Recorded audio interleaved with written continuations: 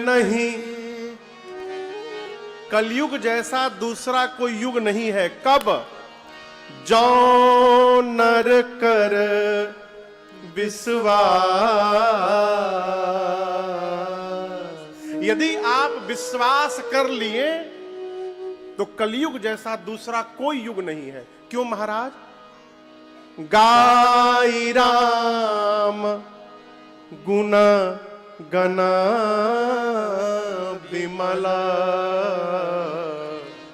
भवतर बिनहि प्रयास।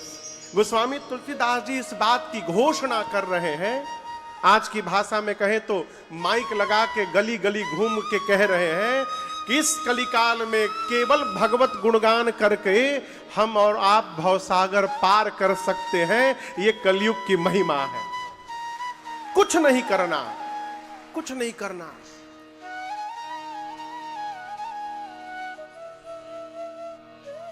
कलयुग का मनुष्य योग नहीं कर सकता, योग नहीं कर सकता। खा के इतना तोन निकाल लिया, कहां से योग करेगा? तो इतना पेट निकल गया है कि बिना टेक लगाए बैठ नहीं पा रहे, योग नहीं कर सकते। विश्वास, आपको एक सर्वे रिपोर्ट बताऊं, 50% से अधिक लोग 40 वर्ष के ऊपर वाले पालथी मार के बैठ नहीं पा रहे हैं। एक रिपोर्ट की मैं बता रहा हूं आपको, सर्वे का रिपोर्ट बता रहा हूं क्या स्थिति हो गई। 40 वर्ष से ऊपर के 50% लोग पालथी नहीं मार पा रहे हैं। योग का करिए हो। कलयुग का आदमी पूजा नहीं कर सकता। आप कहिएगा महाराज हम तो रोज करते हैं। आदमी पूजा भी करता है, मोबाइल से बतियाता भी है। इतना पावरफुल आदमी हो गया है कलयुग का। हनुमान जी की आरती उतारता है, आरती उतारते उतारते फोन की घंटी बजा, तुरंत आरती रख करके डिस्पैच करा दो, बिल्टी बना दो, अग्रहरी जी चलान काट के दे दो, उसका फास्टैग रिचार्ज करा दो। अरे आदमी कितना पावरफुल हो गया, हनुमान जी को होल्ड पे रख दे रहा है। आप सोचिए, किसी में क्षमता है भगवान को होल्ड पर रखे?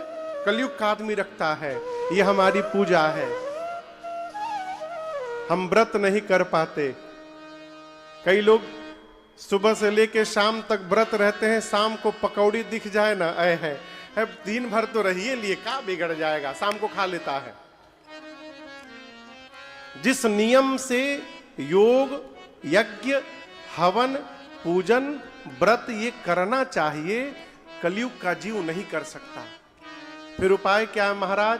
केवल एक उपाय, गाई राम गुण गण विमल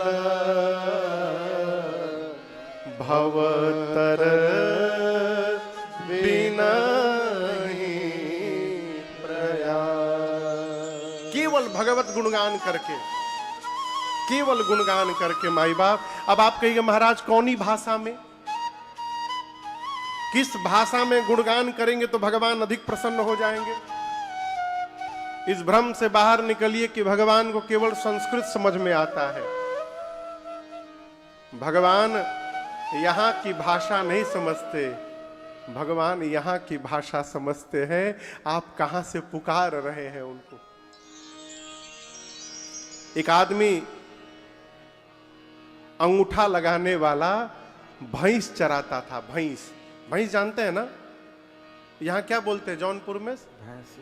भैंस, भैंस। हाँ, हमारे यहाँ बिहार में भैंस को, भैंस तो हिंदी हो गया, भैंस बोलते हैं उसको बिहार में। वही भैंस, भैंस भैंस चराता था वो नदी के किनारे।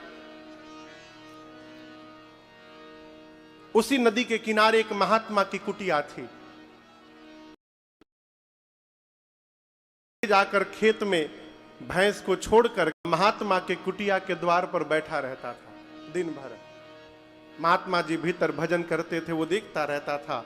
संत के संग के सत्संग का प्रभाव उसके चित्त की वृत्ति पर पड़ा। एक दिन महात्मा से उसने कहा कि आप जो माला लेके ऐसे ऐसे करते हैं ना, हम भी करना चाहते हैं, क्या करते हैं आप? तो महात्मा बोले, मैं तो माला लेके अपने भगवान का नाम जपता हूं। मैं जप सकता हूं क्या? महात्मा बोले, क्यों नहीं जप सकते हो? तुम बताओ, तुमको कौन से भगवान सबसे अच्छे लगते हैं? तो बोला, बाघ वाले भगवान। कौन भगवान? बाघ वाले। किस भगवान को बोल रहा था पता है आपको? किस भगवान का मुंह शेर जैसा है? इतनों नहीं खे मालूम। नरसिंह भगवान तो बोली सब है। कौन भगवान? नरसिंह। वो बोला, वो शेर का जो मुंह है बाघ वाला, वो भगवान हमको बहुत अच्छे लगते हैं।